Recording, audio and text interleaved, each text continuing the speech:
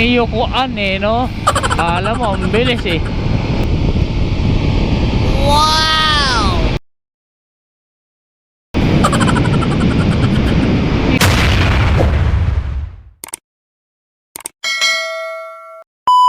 Good morning mga paps, andito na naman ako, ang inyong lingkod. Eh di sino pa ba? Si Papsyon TV. Kailangan pa bang tanongin yarn? Maghahatid na naman tayo ng kwentong kalokohan at hindi ka pupulutan ng aral. Okay yung bagong outfit ng security ngayon, no? So as usual, daily routine, pauwi na naman tayo. Ito ang way natin sa Kalye Industriya. Expected natin, maraming mga kapaps natin ang mga makakasabay natin. Yung tipong parang kala mo mga jet fighter ang bibilis, akala mo mga nadje-jerback eh. Tatry natin mga paps magmabilis, pero takot nga pala ako magmabilis. Lulain nga pala ako. Subukan natin para sa inyo. Let's go.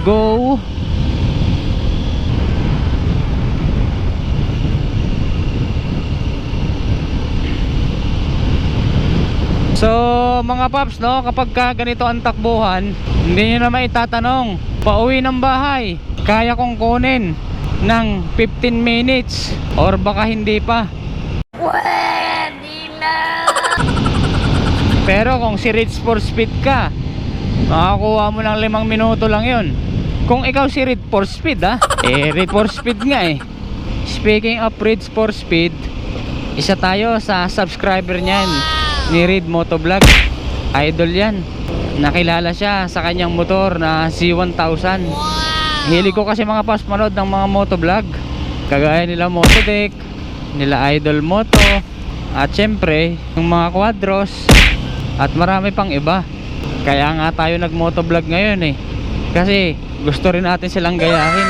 Makilala man tayo or hindi, at least may memories tayo sa YouTube. Kapag tumanda tayo, may babalikan tayo.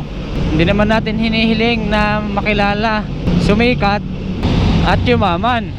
Pwede na! Pero syempre, pangarap din natin yumaman. Sino bang hindi? Ayoko na maging empleyado, no? Gusto ko, ako ang boss. Yung tipong may mga business ako at negosyo na aking i-manage. Ang hirap kasi maging empleyado. Mahirap na masarap. Ilang years na ako empleyado, pero ganun pa man, yun ang pinagkukunan natin ng income at mga pangangailangan. Hindi natin pwede basta ipagpapalito kung saan man, dahil dito natin nabibili ang lahat sa ating trabaho o hanap buhay. Dito tayo nakakapag-ipon at dito natin nabibili ang gusto natin. Thank you very much! Dahil pinag-iipunan natin sa ating trabaho, kaya dapat pahalagan pa rin natin ito.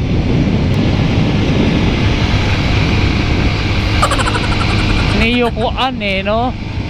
Kala mo, ang bilis eh. 100 lang naman yan. Wow! Mga Papsyon TV yan.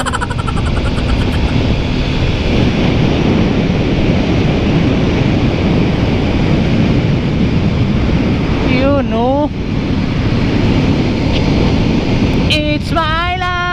Oh God, please no! No! It's now or never, and I gotta live forever. I just wanna give another ride. Ano daw? Ano ka ba, Papsyon TV? Wala pa sa CP Garcia kung saan maraming puno at saan ka kumakanta. Nasa C5 Katipunan pa lang, Ateneo. Awit. Nasobrang kayata sa galak porkit walang traffic eh. Para ka na rin jet fighter. At isa ka na rin sa mga kapaps natin na nadje-jerback.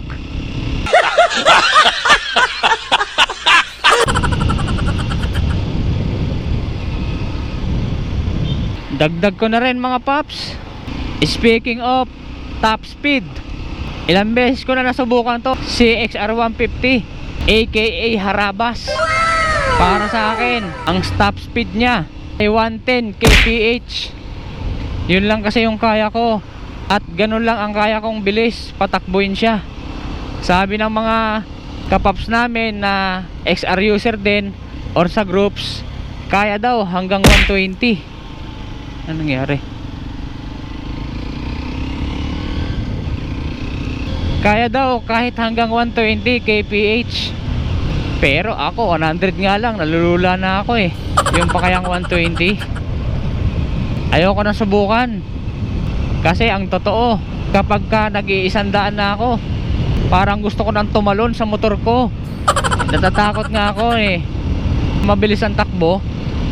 At kagaya nga na sinabi ko, nalulula ako.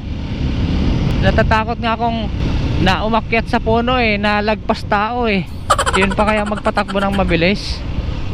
Wait. Pero 110 kph napapatop speed ko si Harabas. Open ang kalsada nun. Nagagawa ko lang naman yun pag gaganon, linggo, pag open ang kalsada. Pero kapag normal days or yung regular days lang, hindi tayo nakikipagkarera. Yung tipong nasa unahan kayo ng traffic light, at pagkatapos pag nag-go, yung tipong akala mo mga jet fighter na zoom.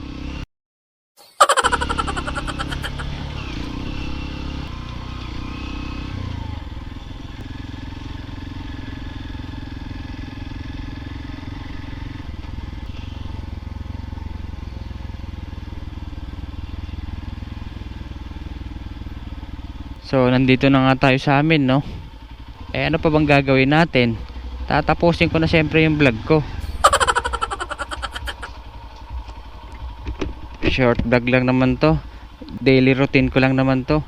Pauwi at papasok ng bahay. Hanggang dito na lang mga paps. Inaantok na ako. Iba talaga pag night duty or night shift. Pagdating ng umaga, aantokin ka. Natural, nag-duty ka eh.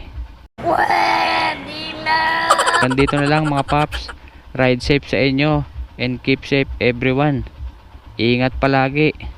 Alright.